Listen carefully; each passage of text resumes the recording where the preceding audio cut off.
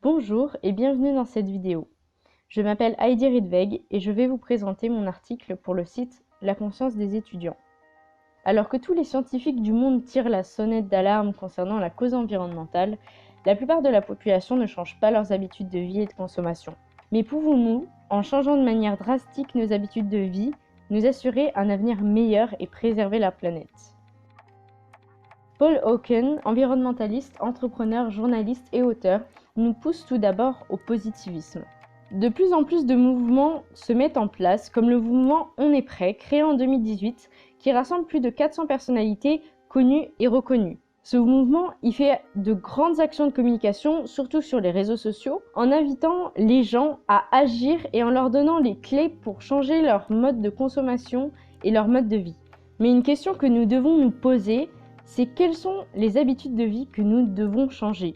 Tout d'abord, au niveau de l'alimentation, on peut commencer par consommer des fruits et légumes de saison, consommer local et bio, moins de viande, d'œufs ou de produits laitiers, et en consommant des produits qui n'ont pas causé de déforestation, ou aussi en mettant en place un compost. Au niveau énergétique, on peut réduire sa consommation d'énergie et choisir un fournisseur d'électricité verte. Dans le cadre de la mode, il faudrait plutôt privilégier d'acheter en seconde main ou des vêtements éthiques et fabriqués en France. Et au niveau cosmétique, il est plus intéressant de privilégier les cosmétiques bio et naturels. Au niveau technologique, il vaut mieux se concentrer sur des appareils éco-responsables et éthiques. Au niveau du transport, il faut bien sûr privilégier la marche à pied, le vélo, le covoiturage ou alors les transports en commun. Autre chose que l'on peut mettre en place, c'est le zéro déchet, où on peut diminuer le nombre de déchets et les emballages inutiles en achetant par exemple en vrac, en utilisant des sacs réutilisables, en remplaçant des récipients plastiques par du verre ou de l'acier inoxydable et en utilisant des produits réutilisables. Et vous devez vous dire, on ne peut pas être les seuls à faire des efforts. Quelles seraient donc les mesures qui doivent être mises en place par les États et les entreprises ?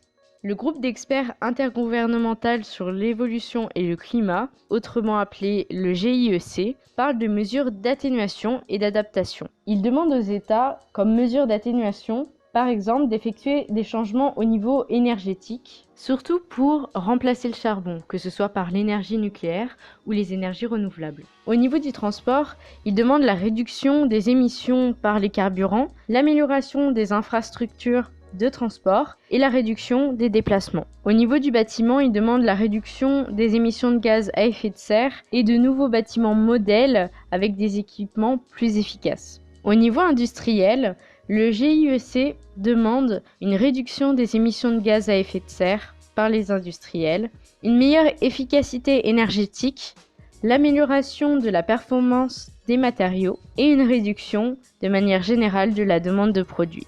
Pour les mesures d'adaptation, le GIEC invite les États à s'axer sur la souplesse et l'apprentissage.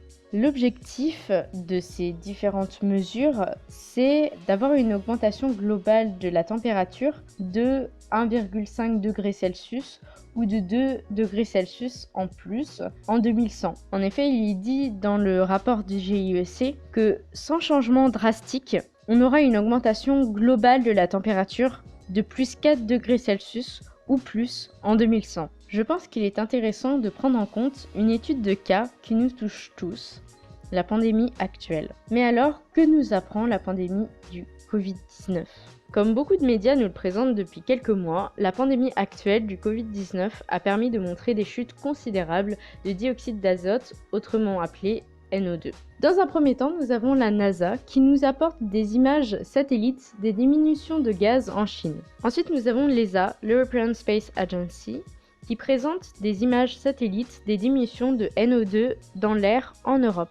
Ces diminutions de la pollution à travers le globe s'expliquent notamment par la mise en place de mesures mondiales drastiques telles que le confinement, ce qui fait chuter le nombre de déplacements et par la même occasion le taux de NO2 émis par les transports. La pandémie du Covid-19 nous montre que des mesures rapides et mondiales peuvent être prises par les États. Or, comme Citepa nous l'explique sur ce graphique, il y aurait un risque d'un effet rebond suite à la crise sanitaire actuelle, comme il a été le cas pour la crise financière de 2009. Comme le dit si bien Bruno Latour, la dernière des choses à faire serait de reprendre à l'identique tout ce que nous faisions avant. Ainsi, le sociologue, anthropologue et philosophe des sciences nous invite à faire le tri des activités que nous ne voulons plus reprendre après le confinement. Mais alors, si notre consommation changeait et les mesures proposées par le GIEC étaient mises en place par les États, que se passerait-il ?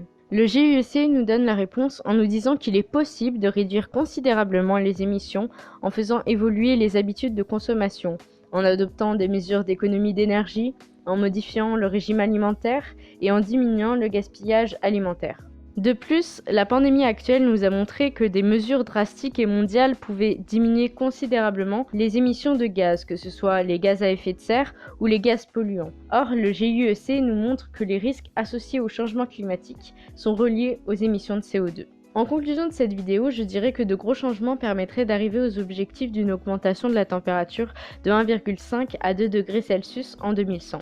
C'est donc le meilleur moment pour nous de changer notre consommation, nos habitudes de vie et de saisir cette opportunité qui s'offre à nous de changer le système. Merci beaucoup pour votre attention.